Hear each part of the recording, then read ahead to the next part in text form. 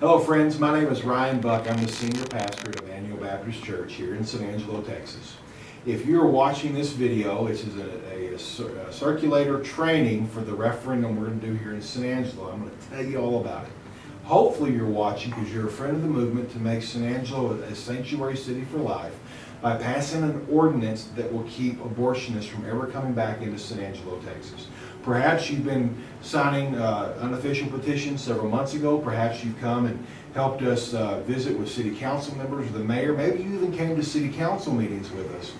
But we've come to a point in time when the city council is not going to move on this issue, and we're going to do a referendum, which is a process by which the citizens of San Angelo, according to state law, can do an official petition campaign to get this ordinance on the agenda of the city council that will most likely then move it to the ballot in May. And so I'm going to just visit with you about this process because there's probably a point person from your church, maybe a pastor or a leader of your organization, that has asked you to be a circulator to officially take petitions, signatures, and information. You have a very important job to make sure it's done accurately and timely. So this referendum, it's going to require a new petition campaign.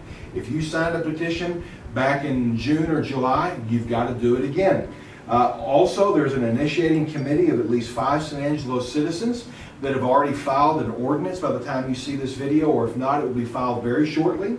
And then once that's filed, the city clerk is going to give us petition forms that I'm going to show you here in just a moment. And we're going to have 60 days to record at least 1,512 petitioners' signature and information accurately and legibly, and then we turn that back into the city council. We're going to try to get this done the first 3 Sundays in the month of November, and we're going to aim at collecting 3,000 petitions, not just the minimum, in case some of these petitions are invalidated. But if you do your job accurately and properly, we won't lose any of them. We will be able to count them all. And so we're going to talk about that. So this is Assigned Circulator training. That's what we'll be doing together right now.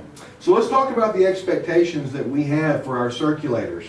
3 different things we're going to go over in this brief training. Number 1, we have the expectation that you are willing to affirm the accuracy of petitioner's identity and information, that you're going to keep the petition secure, and then you're going to have the petition sheets notarized before they are turned into IBC. Now I want to just say this too, you're also going to make sure that they're legible.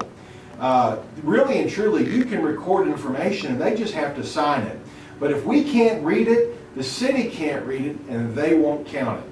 Okay? So make sure it's legible, please. And also, if you make a mistake in writing, and you're going to be using an ink pen, you're just going to have to draw a line through that one space you're going to see in a little bit and then go to the next place. But try to be as neat as you can, as well as accurate as you can with this information. So this is what the sheet looks like. The city clerk is going to give us we're going to request 250 of these sheets that will have a place for 20 signatures. There's a place for a name to be printed. There's a place for the resident's address.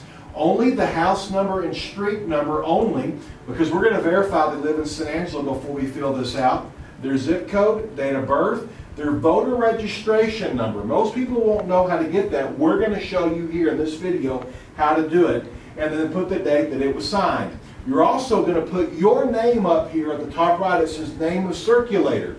And if you put your name up here, only you will take petitions for this sheet. Nobody else will do that. Also, these are going to be numbered. It'll say like 1 of 250 or 2 of 250. We're going to keep up with who gets what sheets to be signed. Also, in the bottom right-hand corner, our city clerk is going to write her name and sign this. And we can't make copies of this and use them. We have to have the ones that she has signed. And finally, when all this information is recorded accurately, you're going to take this information down to a notary, and you're going to have it notarized, stating to the best of your knowledge this information is accurate. So we're going to walk through that process together. So first, willing to affirm the accuracy of petitioner's identity and information, and also doing it in a way that is legible and neat.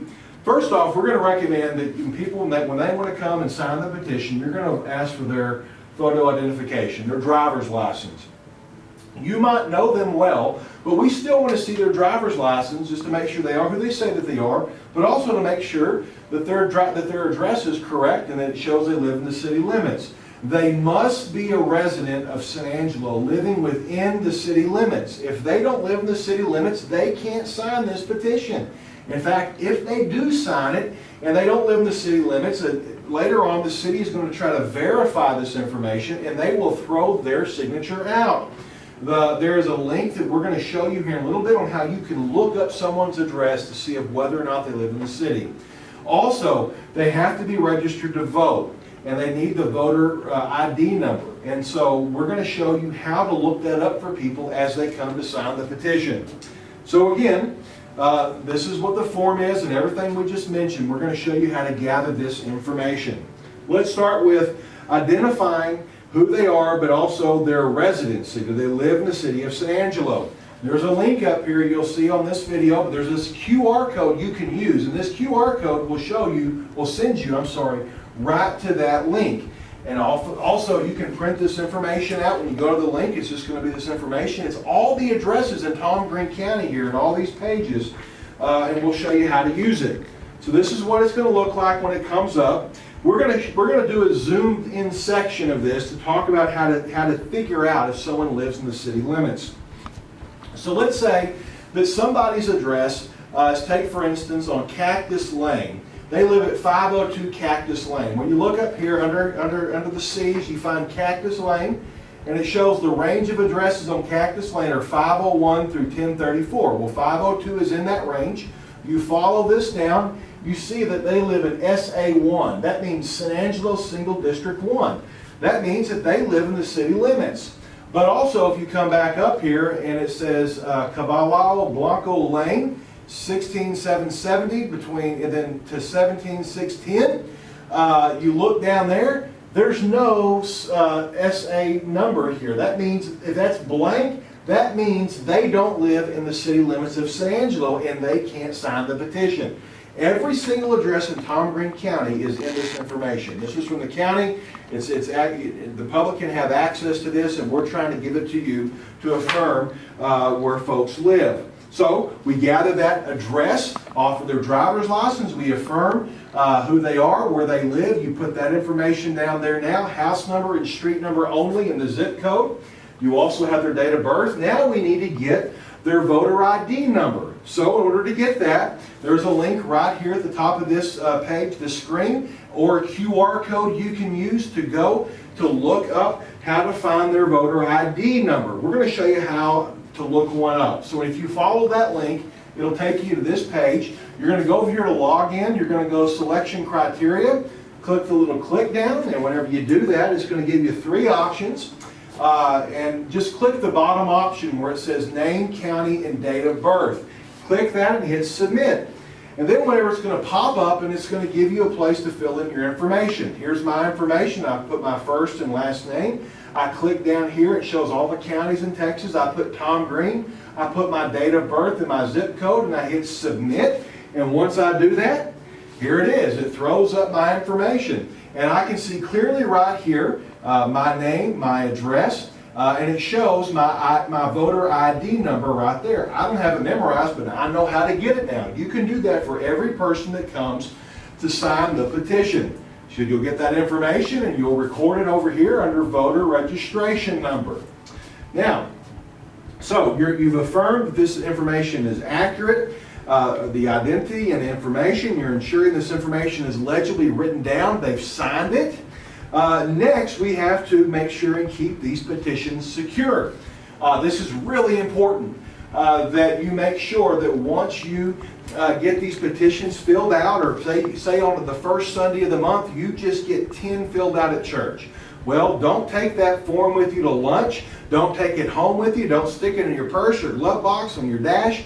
Keep it somewhere secure at your church or organization to keep up with it. Remember, you're the only one that can take information on that particular sheet that's been assigned to you. If it gets lost or damaged, the only way to use those petitions is we have to do it all over again and use a sheet that's been given to us, assigned to us. It'll keep us from giving other petitions later on. So keep up with it. Okay, then next, after keeping them secure, you have to get the petitions notarized. So on that form, you've put your name saying you're the one that's taking the information. You've got the signature. You've affirmed the identity, the residency of where they live in San Angelo, their voter ID number. You filled it all out. It's numbered at the top. We have the city clerk's information where she signed it. In the bottom corner, it's going to have a place where you can take it and have it notarized, okay? Now, you can go to Texas State Bank at 2201 Sherwood Way. They will notarize these for us for free. You can go there Monday through Friday, 9 to 5. They'll do it. Some of your churches have notaries available. Or go to your bank, but here's one you can use. But the main thing is they need to be completely filled out, and they need to be notarized, and they need to be turned back into us here at Emmanuel Baptist Church. We're open Monday through Thursday, 8 to 5. Now, let's say you get your entire form completed, and maybe your pastor gave you 4 forms to get filled out, and so you got 80 petitions, but you want more. The point person from your church that gave you the forms, they need to request the forms from us. Don't come to us directly. We want to control who has what forms so we can keep up with them all. And so, but once they're filled out and notarized, you can return them back to Emmanuel Baptist Church, and then the point person can request more information. Now, we're wanting all these to be returned to Emmanuel Baptist Church by November 22nd by 4 p.m. We're going to take it the first 3 Sundays of the month. That's this November 7th, November 14th, and November 21st. We might get it all done in 2 weeks, but at the very latest, we want to have them back on the 22nd. If you have any questions for us or for myself about how to do this process, or maybe you know other churches that might be interested, please reach out to us. You can call me or call our staff here at Emmanuel Baptist Church at 325-653-3361, or my email address is ryan@ibcfam.org. Thank you for doing this work, and thank you for praying through this process.